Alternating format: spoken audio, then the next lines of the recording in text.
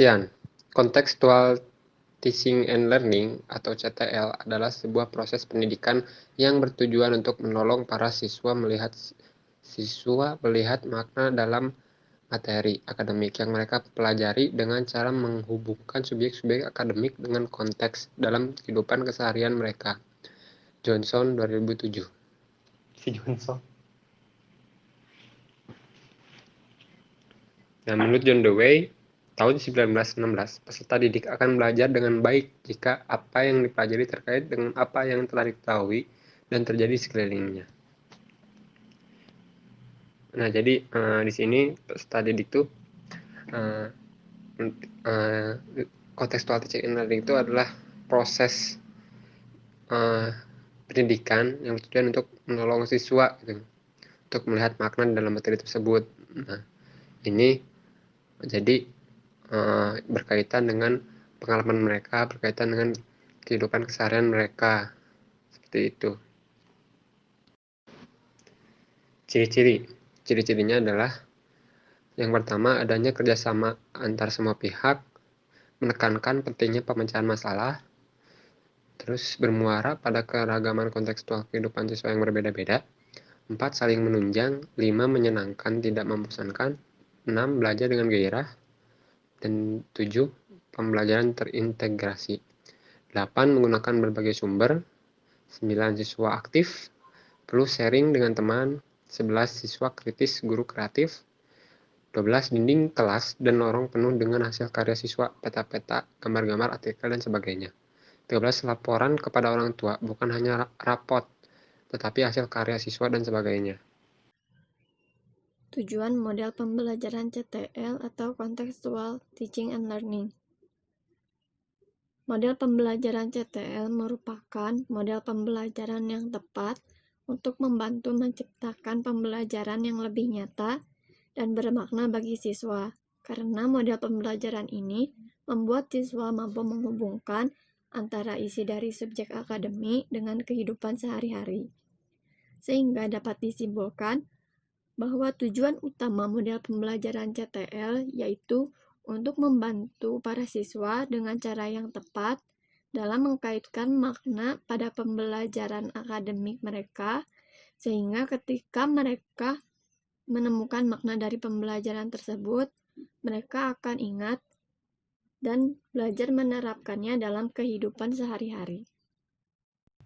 Nah, selanjutnya ada prinsip dalam penerapan pembelajaran CTL atau Contextual Teaching and Learning.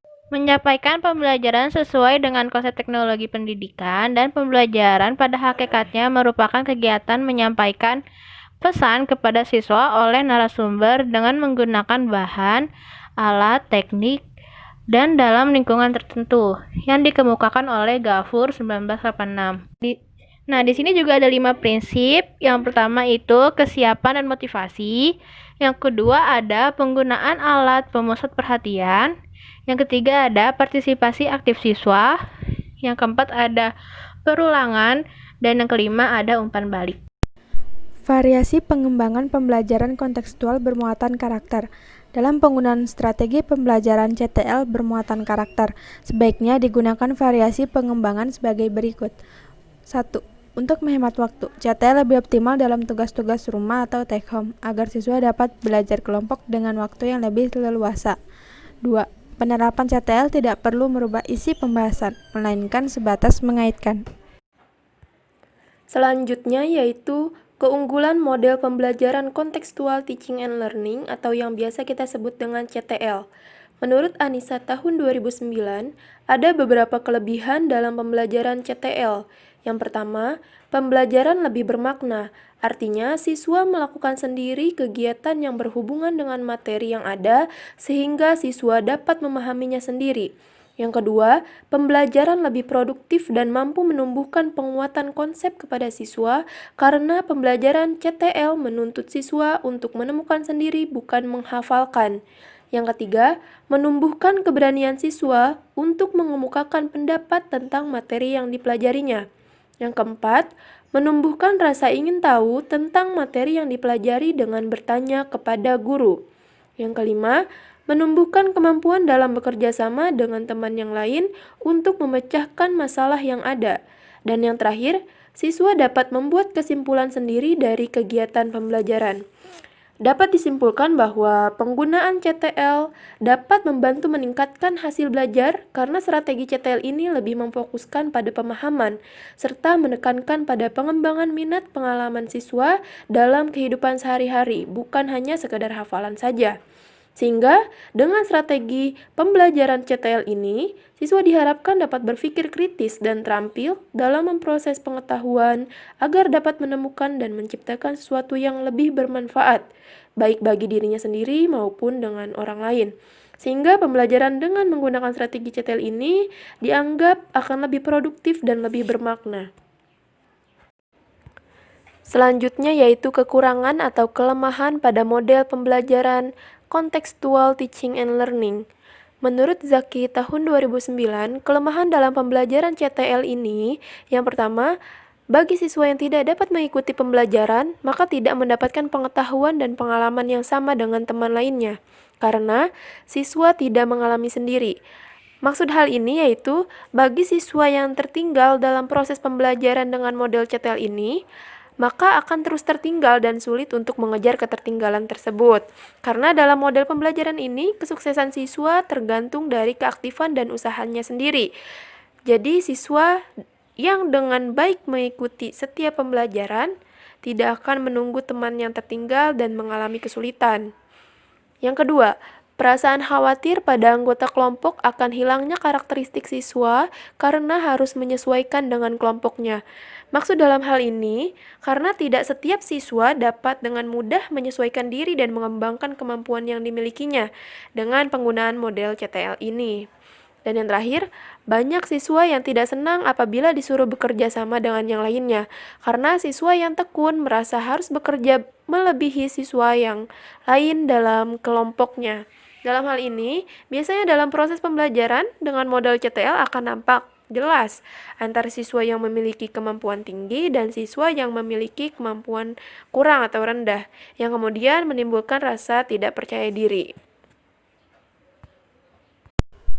Kriteria pemilihan bahan ajar dalam model CTL. 1. Mengidentifikasi aspek-aspek yang terdapat dalam standar kompetensi dan kompetensi dasar.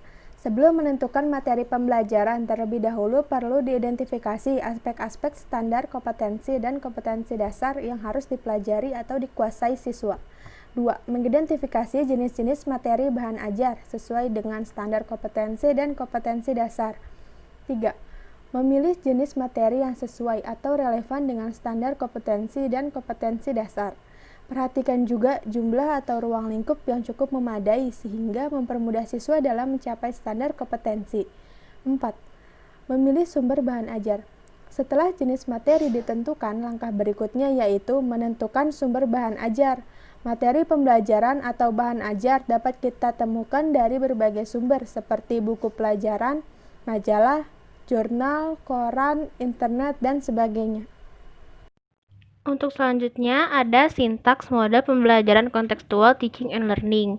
Yang pertama adalah modeling yang mencakup pengutaraan kompetensi dan tujuan bimbingan dan motivasi. Tanamkan pola pikir bahwa para siswa akan lebih memahami pelajaran dengan belajar secara mandiri, menemukan ilmu secara mandiri, mengkonstruksi gagasan secara mandiri. Yang kedua, ada inquiry, terdiri dari pengidentifikasian, analisis, observasi, hipotesis. Lakukan aktivitas inquiry untuk berbagai teori dan konsep. Yang ketiga, ada questioning. Langkah ini mencakup mengarahkan eksplorasi, menuntut evaluasi, inquiry, dan generalisasi. Tanamkan karakter ingin tahu pada pembelajaran dengan bertanya. Yang keempat ada learning community. Cakupan pada bagian ini adalah belajar kelompok. Siswa diminta untuk bekerja sama melaksanakan berbagai aktivitas dan penelitian. Yang kelima ada konstruktivisme. Terdiri dari membuat pengertian secara mandiri, tesis sintesis, konstruksi, teori, dan pemahaman. Yang keenam ada reflection, Pada bagian ini, siswa diminta untuk mengulas dan merangkum materi pada sesi akhir pertemuan. Yang ketujuh, ada authentic assessment. Ini merupakan proses akhir pembelajaran di mana siswa dinilai dan menilai secara objektif agar siswa bisa mewujudkan kompetensi yang telah disampaikan pada awal sesi. Evaluasi model pembelajaran kontekstual teaching and learning atau CTL. Karena model pembelajaran CTL ini menekankan kepada aktivitas siswa dalam pembelajaran, maka bentuk penilaian yang dapat dilakukan yaitu pertama, penilaian kinerja atau penilaian keaktifan siswa. Penilaian ini dapat dilakukan pada saat pembelajaran sedang berlangsung. Yang kedua, penilaian tertulis. Contoh dari penilaian tertulis ini dapat berupa sebuah tes tertulis atau membuat sebuah rangkuman yang dilakukan pada akhir pembelajaran. Dan yang ketiga, penilaian produk. Contoh dari penilaian produk yaitu membuat sebuah inovasi atau membuat sebuah rancangan suatu produk. Intisarinya adalah CTL merupakan suatu konsep belajar di mana guru menghadirkan situasi dunia nyata ke dalam kelas dan mendorong siswa membuat hubungan antara pengetahuan dan yang dimilikinya dengan penerapan dalam kehidupan mereka sebagai anggota keluarga dan masyarakat. Dengan konsep ini, hasil pembelajaran diharapkan lebih bermakna bagi siswa.